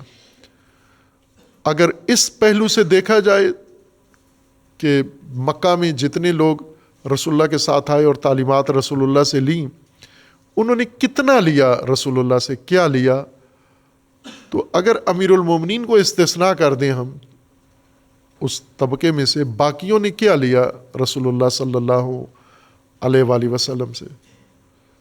بہت کچھ لیا انہوں نے، اس کا اظہار بھی کیا اور عکس العمل اور عمل بھی کیا، لیکن کیا رسول اللہ کے پاس صرف اتنا ہی تھا جتنا انہوں نے لیا؟ نہ، رسول اللہ کے پاس بہت کچھ تھا۔ یہ امیر المومنین علیہ السلام کا فرمان ہے کہ رسول اللہ کے پاس روزانہ امیر المومنین کی خصوصی کلاس ہوتی تھی، اور یہ زیادہ تر رات کو ہوتی تھی۔ اوقات بدلتے رہتے تھے لیکن زیادہ تر شب کو یہ نشست ہوتی تھی، اور کبھی کبھار اس میں بی بی زہرا سلام اللہ تعالیٰ علیہا شریک ہوتی تھی، کبھی کبھار، روزانہ نہیں۔ اور اس کے علاوہ باقی ازواج رسول اللہ اور باقی کوئی بھی ہوتا تو رسول اللہ اس کو اٹھا دیتے کہ آپ نے اس کلاس میں نہیں بیٹھنا، یہ خصوصی کلاس تھی۔ امیر المومنین فرماتے ہیں کہ رسول اللہ مجھے اپنا فرماتے ہیں کہ رسول اللہ مجھے ایک باب تعلیم فرماتے تھے، ایک مطلب، ایک باب، ایک چیپٹر بتاتے تھے، پڑھاتے تھے، اس سے میرے لیے 1000 باب کھل جاتے تھے۔ معلم ایک درس دیتا ہے، ایک نقطہ، اور شاگرد کتنا سمجھتا ہے اس سے؟ 1000 نقطہ۔ اب زرخیزی دیکھیں، زمین کی، دل کی زرخیزی دیکھیں۔ اور ظاہر ہے کہ باقی تو ایسے نہیں تھے، باقی شاگردان، صحابہ کرام، جید شخصیات، وہ ضرور رسول اللہ جو کچھ فرماتے وہ لے لیتے تھے، لیکن اگر رسول اللہ کچھ فرماتے تو ایک نقطہ بیان فرماتے تو ایک ہی نقطہ لیتے تھے، رسول اللہ بیان جو کچھ ایک نقطہ فرماتے یہ آدھا نقطہ لیتے تھے، چونکہ آمادگی اتنی نہیں تھی جتنی امیر المومنین کے اندر آمادگی تھی۔ اور پھر امیر المومنین فرماتے ہیں کہ میں خود رسول اللہ کے فرمان سے، تعلیم سے، ایک باب سے میرے لیے 1000 باب کھلتے تھے، اور میں ہر باب سے 1000 باب خود کھول لیتا تھا۔ اب یہ شاگرد کی پذیرش اور قبول کرنے کی صلاحیت ہے، وہ معلم کے پڑھانے کی صلاحیت ہے۔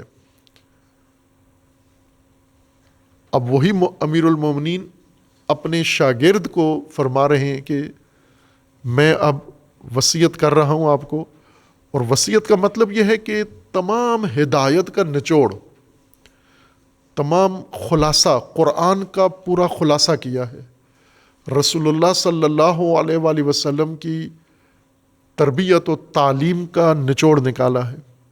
جیسا خود فرمایا ہے کہ میں جو کچھ وصیت میں فرماؤں گا یہ وہ چیز ہے جو تجربہ کاروں کے تجربے نے آپ کو تجربے سے بے نیاز کر دیا۔ وہ کون لوگ ہیں تجربہ کار جن کے تجربے امیر المومنین اپنی اولاد کو بیان فرما رہے ہیں؟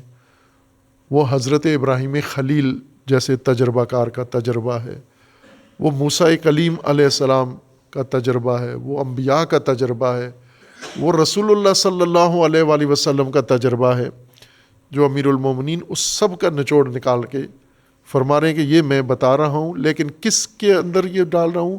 عرض خالیہ۔ ہم نے امیر المومنین کے کلام یا کتنی دفعہ سنا ہے، جو بھی جوان یہاں بیٹھے ہوئے ہیں، کارگاہی طلباء یا جامعہ کے طلباء یا دیگر مومنین، پہلی دفعہ تو نہیں سنا ہوا، ہم جب سے شعور پکڑا ہے کچھ نہ کچھ امیر المومنین کی زبان سے ہم نے سنا ہوا ہے۔ وہ بیج کدھر چلا جاتا ہے؟ جب ہمارے ذہن میں استاد ایک بیج ڈالتا ہے، جیسا میں پہلے بھی کہا کہ یہ خطبات جمعہ میں اگر یہ خطبہ جمعہ کوئی بھی دھیان سے سنے، توجہ سے سنے، اور ہر خطبہ جمعہ سے ایک نقطہ لے لے اور اس کو اپنے اندر اتار کے اپنی شخصیت کا حصہ بنائے، جز بنائے، آج یہ شخص کہاں کھڑا ہوتا اتنے عرصے سے جو تسلسل سے سن رہے ہیں۔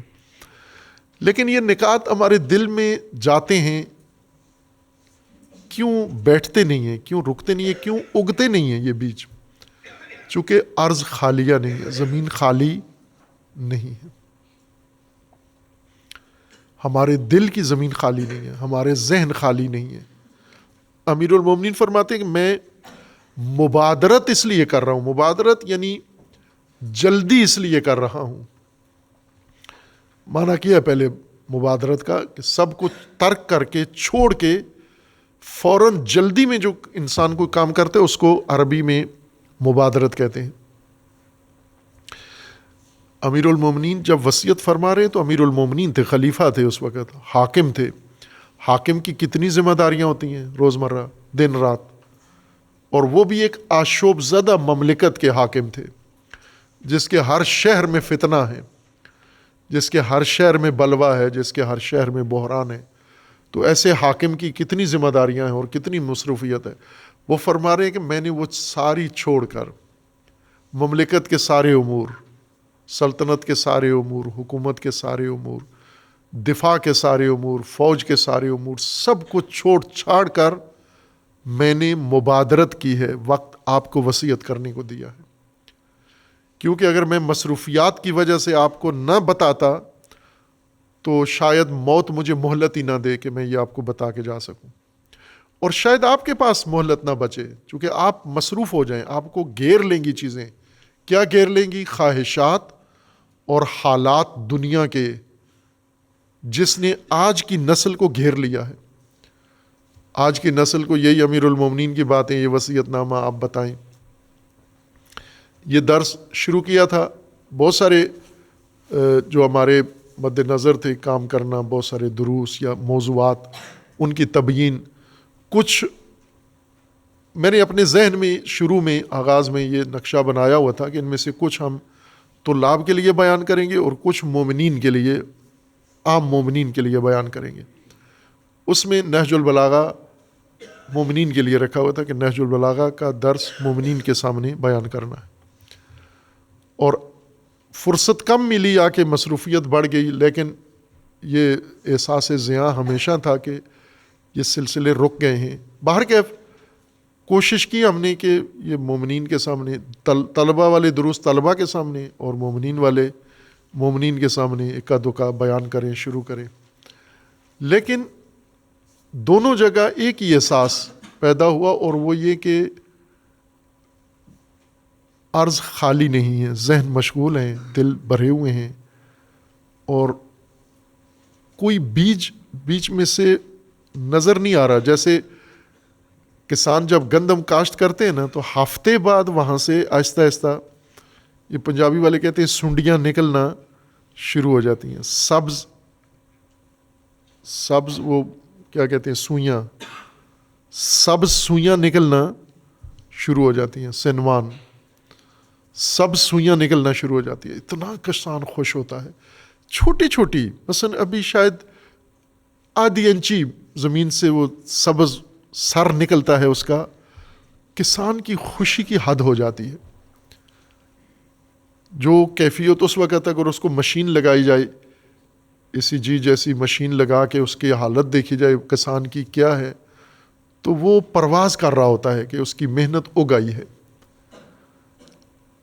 اس کی محنت اگائی ہے۔ علامہ اقبال کے اندر ایک مایوسی بھی تھی بہت شدید، اور وہ یہ کہ علامہ اقبال فرماتے میں نے جتنا بیج کاشت کیا ہے ایک سوئی بھی نہیں نکلی، ایک سبز کونپل بھی باہر نہیں آئی۔ شکوہ علامہ اقبال کو یہ تھا کہ یہ کس کچرا دانی میں نے اپنا بیج ڈال دیا، اپنا یوسف کہاں پھینک دیا میں نے۔ بے رغبت لوگوں میں، بے رغبت لوگ یعنی جن کو رغبت نہیں ہے، انہیں کسی جگہ باندھ کے کچھ سنا دیں آپ تو سن لیں گے، لیکن جب اگے گا نہیں کچھ بھی تو اس کا مطلب یہ ہے کہ انہوں نے کچھ بھی حاصل نہیں کیا، یہ کسی کچرے کے ڈھیر میں دب گئی ہے یہ چیز۔ اور ارض خالیہ، امیر المومنین کو ہدایت کے لیے کس کی ضرورت ہے؟ ارض خالیہ۔ ہماری ارض خالیہ نہیں ہے، ہماری زمین ذہن ذاکروں سے بھری ہوئی ہے۔ یہ اسی خطبے کے بارے میں آپ بہت سارے لوگوں کو، میں نے اشارہ بھی کیا ہے، بعضوں نے اس خطبے کے بارے میں شک کیا ہے کہ یہ خطبہ امام حسن کے نام نہیں ہے، یہ محمد ابن حنفیہ کے نام ہے۔ بعضوں نے کہا ہے کہ یہ خطبہ امیر المومنین کا ہے ہی نہیں ہے۔ یہ شیعہ لوگ ہیں یہ جو تردید کر رہے ہیں۔ اہل سنت بعض خطبوں کی وجہ سے کہتے ہیں یہ نہج البلاغہ امیر المومنین کا کلام نہیں ہے۔ وہ خصوصاً جب تیسرا خطبہ پڑھتے ہیں، نہج البلاغہ کا تیسرا خطبہ، اہل سنت، تو اس کی وجہ سے وہ کہتے ہیں کہ یہ امیر المومنین کا کلام نہیں ہے، چونکہ وہ تنقیدی خطبہ ہے اور وہ ان کو اچھا نہیں لگتا۔ شیعہ جب اگلا خطبہ پڑھتے ہیں کوفے والا تو وہ سمجھتے ہیں یہ بھی امیر المومنین کا کلام نہیں ہو سکتا۔ یہ وصیت نامہ پڑھتے ہیں، یہ نہیں ہو سکتا۔ کیوں؟ اس لیے کہ اہل سنت نے امیر المومنین کا ایک خود سے ذہنی نقشہ بنایا ہوا ہے، شیعہ نے امیر المومنین کا ایک ذہنی نقشہ خود بنا لیا ہے۔ اب اس نقشے میں جب امیر المومنین کا کلام آتا ہے، ان کو فٹ نظر نہیں آتا کہ جو امیر المومنین ہم نے بنایا ہے یہ تو وہ امیر المومنین نہیں ہے۔ اس لیے دل خالی ہے ہی نہیں ہے، چونکہ پہلے سے خود ایک امیر المومنین بھی بنا کے ہم نے دل میں پہلے سے بٹھا کے رکھا ہوا ہے۔ اب جو اصلی امیر المومنین ہے اس کی بات کہاں جائے؟ نہ ذہن میں جاتی ہے نہ دل میں جاتی ہے۔ ذہن مصروف ہو جاتا ہے اور دل کے اندر کوئی چیز ڈال دی جاتی ہے، بیج ڈال دیا جاتا ہے۔ پہلا بیج دل میں جائے وہ اگتا ہے۔ اگر تاخیر ہو جائے، یہ دل کسی اور نے مصروف کر لیا ہے، کسی اور نے لے لیا ہے، پھر بے شک امیر المومنین جتن کرتے رہیں۔ امیر المومنین نے کتنے خطبے دیے اور لوگوں کے سامنے دیے، کوفیوں کے سامنے دیے۔ کوفیوں نے کتنے خطبے عزم کیے، کتنے خطبے پڑھے سیکھے اور کتنے خطبے سن کر عکس العمل دکھایا۔ پھر اس کے بعد 1400 سال بعد اب ہماری باری ہے، ہم نے یہ خطبے پڑھے اور سنے۔ کہاں گئے یہ خطبے سارے، یہ وصیتیں ساری؟ کیوں امیر المومنین کی بات اثر نہیں کرتی ہمارے اوپر؟ چونکہ دل خالی نہیں ہے۔ امیر المومنین کو خالی دل چاہیے۔ اگر دل خالی نہیں ہے تو کرو، اس کو خالی کرو۔ امیر المومنین کے ورود کے لیے، امیر المومنین کی آمد کے لیے، امیر المومنین کی ہدایت کے لیے، امیر المومنین کے درس کے لیے، امیر المومنین کی وصیت کے لیے، امیر المومنین کے خطبے کے لیے کچرا صاف کر دو، کیا جاتا ہے اس میں؟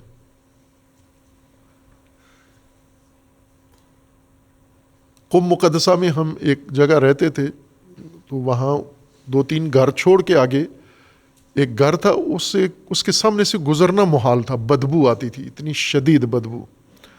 ہم نے بھی کئی دفعہ محلے والوں سے کہا کہ اس گھر میں اندر جا کے دیکھو کیا معاملہ ہے۔ ایک بڑھیا رہتی تھی وہاں پر۔ باہر کیف وہ محلے والوں نے مل کے شکایت کی حکومتی ادارے سے، وہ آئے، انہوں نے آ کے دروازہ کھولا تو وہ بہت وحشتناک منظر تھا۔ پورا گھر اس کا کچرے سے بھرا ہوا تھا، کمروں میں کچرا تہ بتہ لگا ہوا تھا، چھت تک۔ گلی کا کچرا جو لوگ گھر سے اٹھا کے باہر رکھتے تھے، اس عورت کو یہ بیماری تھی کہ وہ باہر لوگوں کا کچرا اٹھا کے اپنے گھر میں سنبھالتی رہتی تھی۔ تمام گھر، بڑا گھر تھا اس کا، وہ سارا گھر کچرے کا ڈھیر بنا ہوا تھا اور اس کچرے کے تعفن سے محلے میں رہنا مشکل ہو چکا تھا۔ خوب یہ تو محلے کا کچرا گلی کا اٹھا کے وہ اپنے گھر میں رکھتی تھی۔ اب عورت اور مرد کا دل دیکھیں، گھر تو اس کا کچرے سے بھرا ہوا تھا، دل دیکھیں لوگوں کے، جن کے گھر صاف ہیں، دل ان کے صاف ہیں یا نہیں ہیں۔ ہمارے دلوں میں کیا کیا بھرا ہوا ہے۔ صدر المطلعین ملا صدرہ جن کو کہا جاتا ہے رحمۃ اللہ علیہ، ان کا ایک بہت خوبصورت شعر ہے، اور اس میں وہ فرماتے ہیں کہ دل، جس کو ہم دل کہتے ہیں، دل تو اس وقت ہوتا ہے کہ جب اس میں خدا ہو، اس کو دل کہتے ہیں، لیکن جس دل میں خدا نہ ہو، جس دل میں سرمایہ ہو، جس دل میں پیسے ہوں، جس دل میں جانور ہوں، ریوڑ ہوں، انہوں نے نام رکھے، کہا جس دل میں، اب میں ترجمانی ان کی کر رہا ہوں، ان کے عین الفاظ نہیں ہیں، مثلا جس گھر میں، جس دل میں نوٹ ہی نوٹ کا ہو، تو یہ تو دل نہیں ہے، یہ تو پیسوں کا بورا ہے، یہ تو دل نہیں ہے۔ دل تو وہ ہے جس میں خدا ہو، یاد خدا ہو۔ جس دل میں جائیداد ہو، صرف جائیداد ہو، زمینیں ہو، پیسہ ہو، وہ تو دل نہیں ہے، وہ تو ایک کھیت ہے۔ اور وہ یہ فرماتے ہیں جس دل میں صرف ریوڑ ہوں، وہ دل استبل ہے، وہ تو دل نہیں ہے۔ اور وہ دل جس میں گاڑیاں ہی گاڑیاں ہوں، موٹر سائیکل ہو، تو وہ ایک گیراج ہے، وہ تو دل نہیں ہے۔ اگر دل ہمارے بھر گئے ہیں ان چیزوں سے، تو امیر المومنین کا کلام کہاں اثر کرے گا؟ کیوں اثر نہیں کرتا؟ دل خالی نہیں ہے، دل خالی کریں، کچرا نکالیں دل سے، اٹھا کے باہر پھینک دیں۔ جو جس نے ڈالا ہے، ماں باپ نے ڈالا ہے، تو نکالو دل سے۔ استادوں نے ڈالا ہے، نکالو اس کو۔ ذاکر و خطیبوں نے ڈالا ہے، نکالو اس کو، کچرے کو، تاکہ امیر المومنین کی بات ہمارے دل میں آ سکے۔ ہمیں ایسا احساس نہ ہو کہ یہ تو امیر المومنین کا خطبہ ہی نہیں ہے۔ نہ، اگر یہ امیر المومنین کا کلام ہے اور امیر المومنین یہ چاہ رہے ہیں، تو پھر بنے وہ قابلیت اپنے اندر پیدا کریں۔ وَإِنَّمَا قَلْبُ الْحَدَثِ كَالْأَرْضِ الْخَالِيَةِ، نوخیز جوان کا دل خالی زمین کی طرح ہے، خالی کھیت کی طرح ہے۔ مَا أُلْقِيَ فِيهَا مِنْ شَيْءٍ قَبِلَتْهُ، جو اس میں ڈالا جائے گا، خالی کھیت میں جو ڈالو گے وہ اس کو قبول کرے گا۔ اور اگر کسی دل میں کوئی بات نہیں جا رہی، تو اس کا مطلب ہے خالی نہیں ہے۔ حدث تو ہے، جوان ہے، نوجوان ہے، لیکن خالی نہیں ہے، اس میں کچرا بھر گیا ہے۔ اس میں کتنے لوگوں نے کیا کیا کچرا ڈال دیا، اس میں تو نہیں جائے گی امیر المومنین کی بات۔ فبادر تو کا، امیر المومنین فرماتے ہیں چونکہ میں نے دیکھا ہے کہ نوخیز ہو اور زمین خالی ہے، آپ کی دل خالی ہے، اس لیے میں نے بادر تو میں نے پہل کی کہ مجھ سے پہلے کوئی اور آ کر آپ کے دل میں اپنی بات نہ ڈال جائے، اس لیے میں نے پہل کر کے آپ کے دل میں وصیت کر کے اپنی بات ڈال دی ہے۔ فبادرتک بالادب قبل ان یقسو قلبک، اس لیے میں نے مبادرت کی، حاکم ہوتے ہوئے، ملکی حالات خراب ہوتے ہوئے، آشوب ہوتے ہوئے، میں نے مبادرت کی، وصیت کی، اس سے پہلے کہ آپ کا دل سخت ہو جائے۔ دل کی سختی قساوت ہے، سخت دل جس کے اندر کوئی چیز جاتی ہی نہیں ہے۔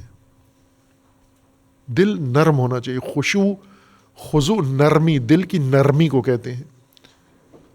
کچھ چیزیں ہوتی ہیں نرم چیز کے اندر جاتی ہیں، سخت چیز میں کوئی چیز ٹکرا کے واپس آ جاتی ہے۔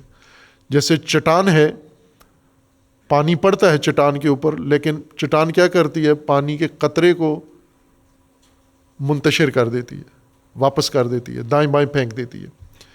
ایک ذرہ برابر نمی چٹان میں نہیں جاتی، چونکہ سخت ہے۔ اس کے بجائے زمین، نرم زمین ہو، ہر قطرہ زمین کے اندر جاتا ہے۔ دل نرم ہو تو ہر نصیحت دل کے اندر جاتی ہے، ہر وصیت دل کے اندر جاتی ہے۔ اگر دل سخت ہو جائے، سخت کس سے ہوتا ہے دل؟ قساوت قلبی کیوں آتی ہے؟ قرآن نے ایک پوری امت کا جائزہ پیش کیا ہے، بنی اسرائیل کا، قسی القلب لوگوں کا، جن کے اندر شدید قساوت تھی، اور بتایا کہ کیسے پیدا ہوئی یہ قساوت ان کے اندر۔ اگر آج ہم اپنے آپ کو دیکھیں تو ان سے زیادہ قساوت ہمارے اندر ہے۔ کیا ان کے اندر جو کچھ ہوا ہے اس پہ مسلمان کے تمام طبقات، قساوت نظر آئی ہے یا نہیں آئی؟ قتل عام کرنے والوں کے دل تو سخت تھے، وہ تو درندے تھے، لیکن باقی مسلمان، علماء، شخصیات، حکمران، عوام، ان کے دل بھی قساوت تھی، انہوں نے بھی قساوت کا مظاہرہ کیا۔ اس قساوت قلبی میں کیا اثر ہوگا انسانوں کے اوپر؟ تو درندوں سے، جانوروں سے بدتر ہے۔ فبادرتک، میں نے اس لیے جلدی کی کہ میں اپنی مصروفیات سمجھ کر کہ مملکت کی ذمہ داریاں ہیں میرے اوپر اور میں وہ ذمہ داریاں نبھاؤں، تو ایسا نہ ہو کہ میری اولاد جوان اولاد ہے، ایسا نہ ہو کہ ان کے کوئی اور القاء کر جائے بیج، تو اس لیے میں نے مبادرت کی اس سے پہلے کہ آپ کا دل سخت ہو جائے۔ وَيَشْتَغِلَ لُبُّكَ، اس لیے میں نے مبادرت کی کہ کہیں آپ کا ذہن مشغول نہ ہو جائے، آپ کا ذہن اپنی دلچسپی، اپنا میدان چن لے، اپنا شوق ڈھونڈ لے، اپنا موضوع تلاش کر لے اور اس کے اندر ذہن مشغول ہو جائے، سوچ ادھر لگ جائے۔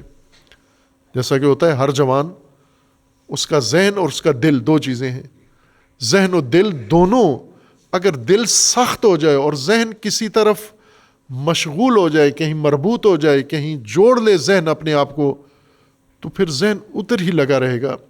امیر المومنین بے شک چیختے رہیں، چلاتے رہیں، للکارتے رہیں، آوازیں دیتے رہیں، پکارتے رہیں، کس نے سننی امیر المومنین کی آواز؟ سنی ہے کسی نے تاریخ میں؟ امیر المومنین کے دور میں کسی نے سنی ہے؟ آج کسی نے سنی ہے؟ اور عقیدتیں بھی یہ کام کرتی ہیں۔ عقیدتوں کے بارے میں نا کہ عقیدت انسان کو اندھا اور بہرا کر دیتی ہے، محبت اور عقیدت انسان کو اندھا اور بہرا کر دیتی ہے۔ اب مخالفین امیر المومنین کی وصیت نہیں پڑھتے چونکہ مخالف ہیں، دشمنان امیر المومنین کی وصیت نہیں پڑھتے، اس پر عمل نہیں کرتے چونکہ دشمن ہیں، اور جاہل اور بے خبر لوگ امیر المومنین کی وصیت پر عمل نہیں کرتے چونکہ بے خبر ہیں۔ لیکن مومنین جو اپنے آپ کو امیر المومنین کا پیروکار جانتے ہیں، ان کے ہاں کیا رکاوٹ ہے؟ چونکہ وصیت نہ سننے میں سب یکساں ہیں، جیسے دشمن نہیں سنتا، جیسے مخالف نہیں سنتا، جیسے لا علم نہیں سنتا، اسی طرح یہ عقیدت مند بھی نہیں سنتا۔ فرق اس میں یہ ہے کہ وہ احترام نہیں کرتے، یہ احترام کرتا ہے، لیکن وصیت دونوں نہیں سنتے، اس لحاظ سے دونوں برابر ہیں۔ تو کیا رکاوٹ ہے؟ رکاوٹ دل میں ہے، لب میں ہے، لب عقل کو کہا گیا ہے، عقل میں رکاوٹ ہے، عقل ذہن مشغول ہے اور دل خالی نہیں ہے، دل پہ قبضہ ہو گیا ہے، دل میں کوئی چیز آ گئی ہے جس وجہ سے اب امیر المومنین کے کلام کے لیے جگہ نہیں ہے۔ اس لیے فرماتے ہیں میں نے مبادرت کی ہے، اور مبادرت تعلیم تربیت میں طرفینی ہوتی ہے۔ اگر معلم مبادرت کرے، شاگرد مبادرت نہ کرے، شاگرد ٹال مٹول کرے، شاگرد لاپرواہی کرے، تو تعلیم و تربیت کا عمل انجام نہیں پاتا۔ اور اگر شاگرد مبادرت کرے، پہل کرے، سب کو چھوڑ چھاڑ کے اہمیت دے تعلیم و تربیت کو، لیکن استاد مبادرت نہ کرے، تو بھی تعلیم کا عمل انجام نہیں پاتا۔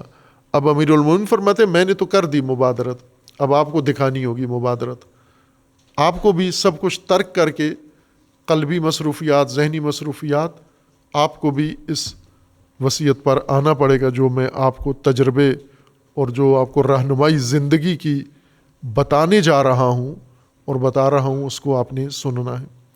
پھر اس کے بعد آگے اس کا نتیجہ بیان فرماتے ہیں کہ اگر میں نے جو کچھ بیان کیا اور آپ نے لے لیا تو اس کا نتیجہ کتنا عظیم ہوگا۔ لِتَسْتَقْبِلَ بِجِدِّ رَأْيِكَ مِنَ الْأَمْرِ مَا قَدْ كَفَاكَ أَهْلُ التَّجَارِبِ بُغْيَتَهُ وَتَجْرِبَتَهُ، اگر یہ میری بات آپ نے پلے باندھ لی تو آپ تاریخ بھر کے تمام اہل تجربہ کے تجارب سے جو چیز حاصل ہوئی ہے وہ آپ کو نئے تجربوں سے بے نیاز کر دے گی۔ میں ان سارے تجربوں کا خلاصہ نکال کے آپ کے سامنے پیش کر دوں گا، اور پھر آپ کو نیا تجربہ کرنے کی ضرورت نہیں ہوگی۔ یہ باقی مطلب بعد میں انشاءاللہ بیان کریں گے۔ صلی اللہ علی محمد و آلہ الطیبین الطاہرین۔